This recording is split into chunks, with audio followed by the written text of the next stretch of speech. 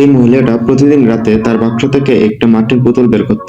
এরপর সে বোতলের উপর পানি ছিটিয়ে দিত, তখনই বোতলটা জীবন্ত হয়ে ঘরের ভিতর হাল চাষ করা শুরু করে দিত এবং বীজ লাগিয়ে দিত, যার ফলে কয়েকদিন পরে ফসলগুলো অনেক বড় হয়ে যেত। কিন্তু একদিন একজন অপরিচিত লোক তার বাড়িতে আশ্রয় নেওয়ার জন্য চলে আসে। এরপর মহিলাটা তাকে থাকার জন্য স্টোররুমে জায়গা করে দেয়। কিন্তু তখনই রাতের মধ্যে লোকটার ঘরে একটি চকচকে আলো চলে আসে।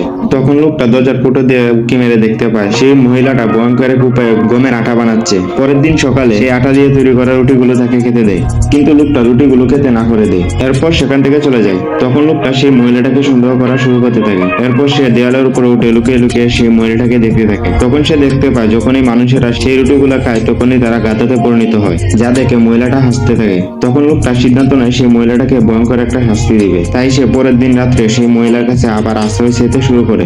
এই কথা শুনে মহিলাটি তাকে আবার আশ্রয় দেয়। মহিলাটি ছেলেটির জন্য আবার রাতের বেলা খাবার নিয়ে আসে, কিন্তু এবার চালাকি করে মহিলাটির কাছ থেকে সেই লোকটি আবার পানি চাইতে শুরু করে। মহিলাটি যখন পানি আনতে যায় তখন সেই লোকটা তার ভালো রুটিগুলোর সাথে মহিলা দেওয়া সেই রুটিগুলোর সাথে পাল্টে দেয়। তখন সেই লোকটি বলে, আমার মায়ের একটা রুটি এখনো আমার কাছে, আপনি কি সেটা খাবেন? তখন মহিলাটি কোনো চিন্তা না করে সেই রুটিটা খেয়ে ফেলে, যার ফলে সে একটা গাদিতে তখনই পরিণত হয়।